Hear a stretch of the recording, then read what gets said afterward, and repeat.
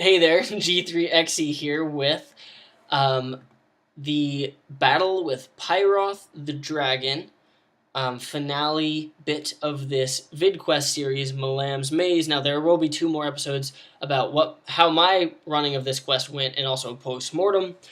But that being said, this is the last video you have to watch, I guess, if you are running it like I'm gonna run it. So this is my Pyroth miniature for scale comparison. Here is one of the HD cuts, but I modded it, the new WizKids ones. So I thought it was perfect size for a young red dragon. And I got it at Petco, which you can see here. And it was like $6 or something like that. So pretty cheap. I guess as dragon miniatures go.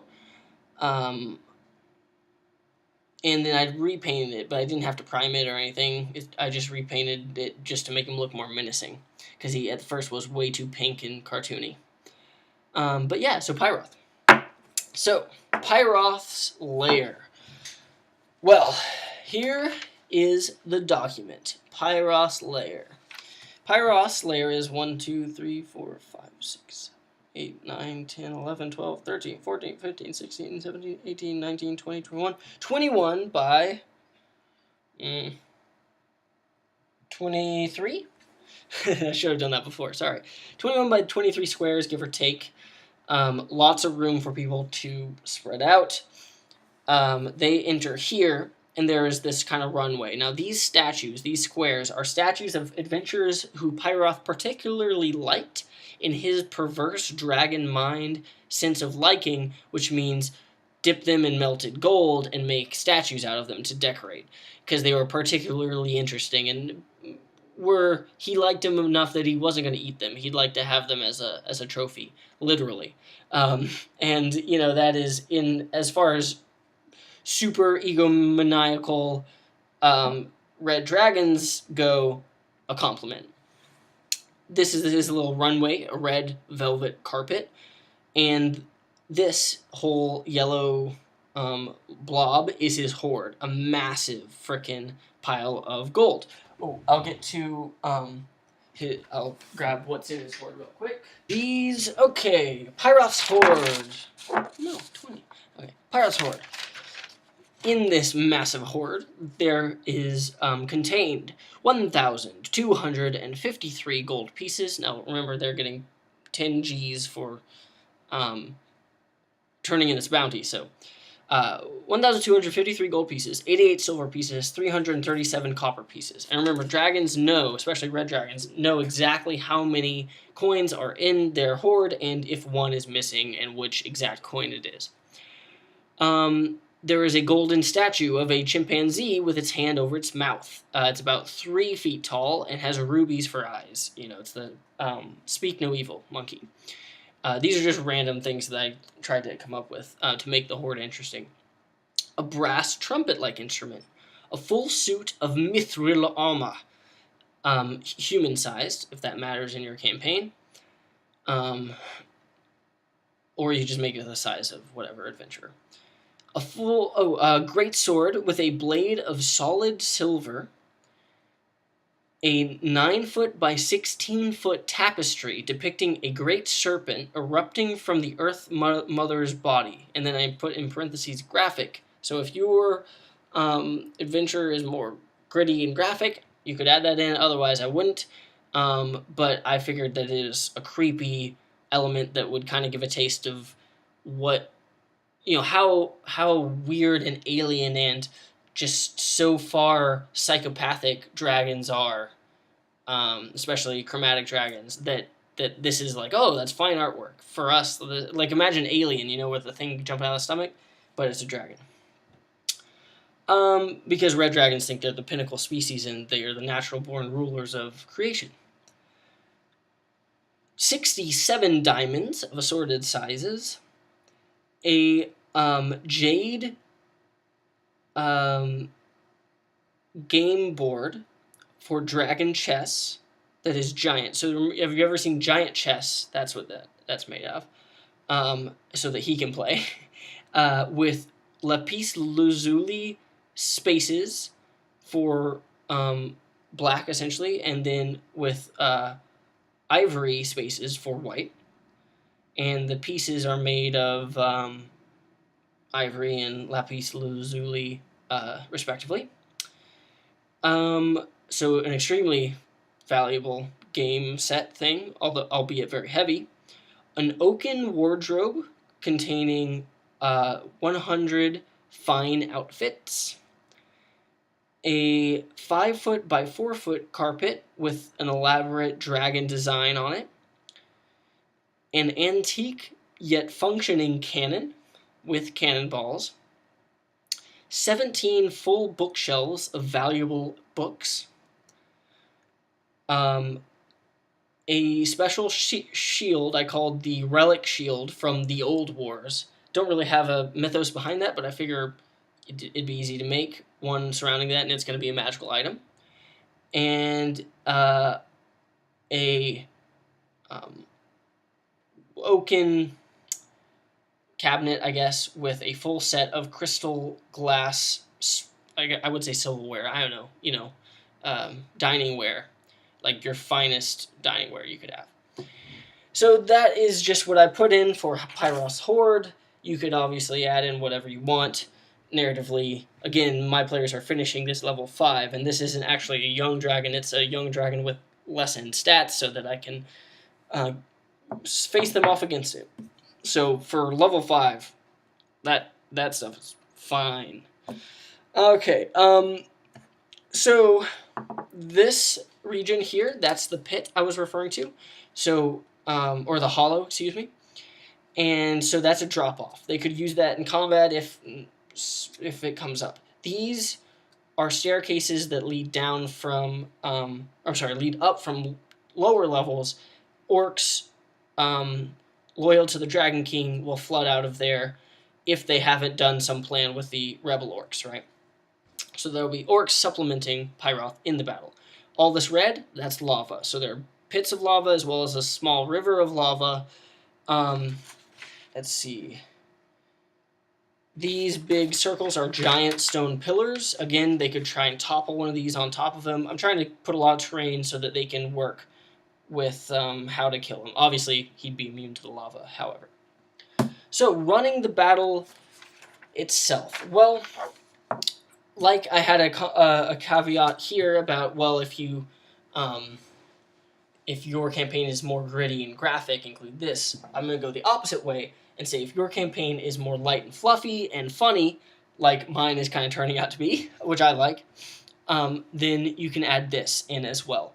This, which is a complete optional aspect, is that Pyroth is an aspiring freestyle rapper.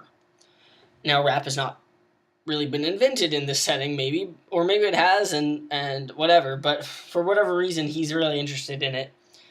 And if you've ever heard the phrase spit hot fire, for him it is literal. So that's kind of the joke there, is that he spits hot fire.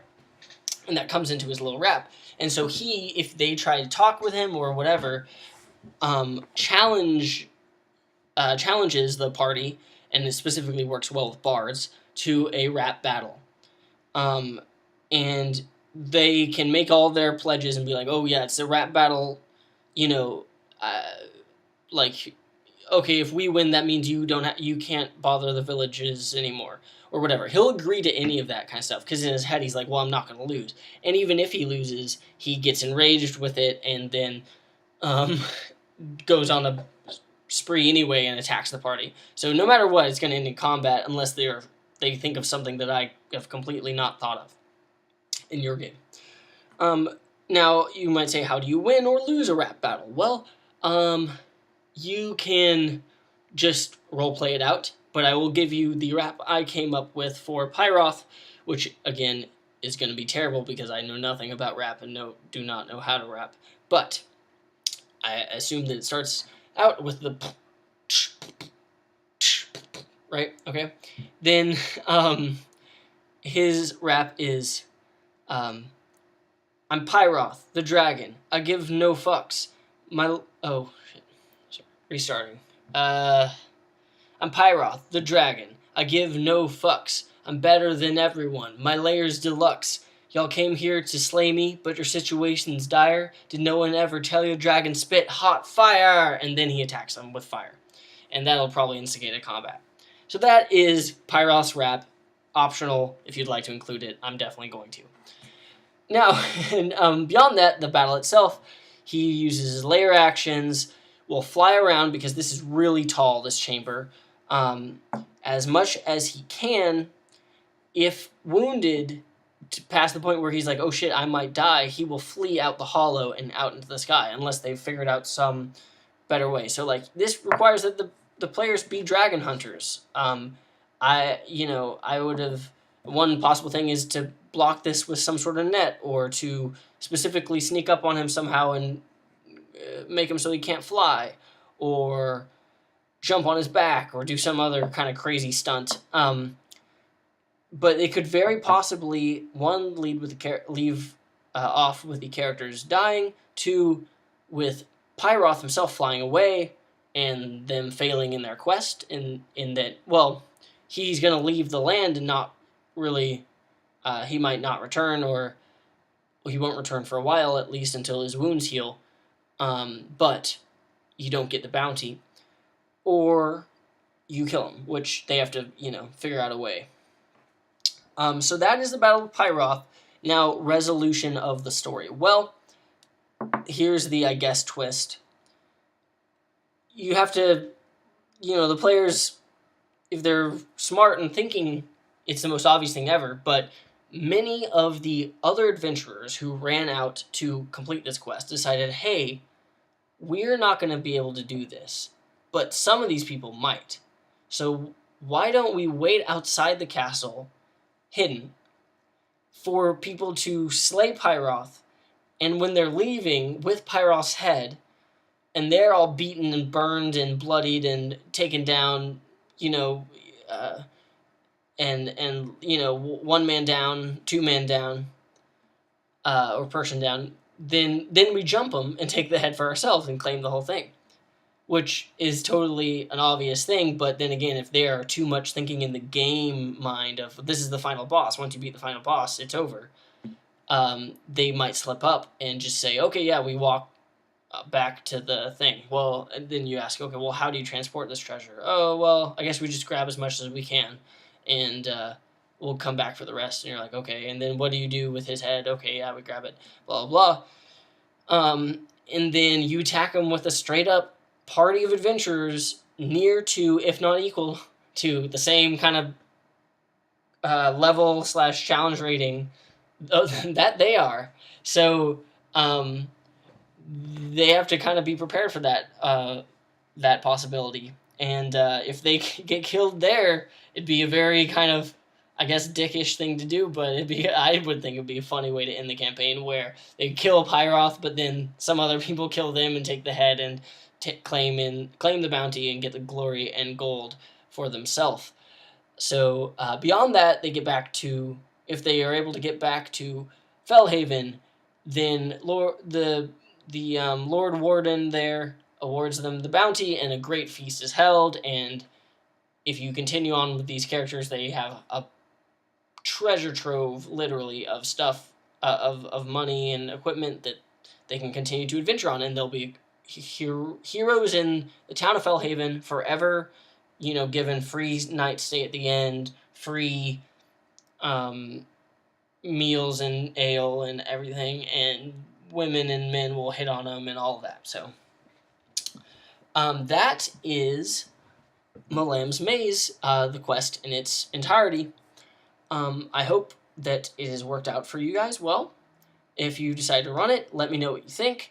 And if you are still interested, there will be 2 more videos in this series. One is going to talk all about how my campaign went and what my players ended up doing. That'll be the campaign summary. And then I'll do a postmortem about what I could have done better and what I would change, so that if you haven't run this yet, you can make those changes and hopefully improve your experience. So thanks so much. I'll see you in the next video.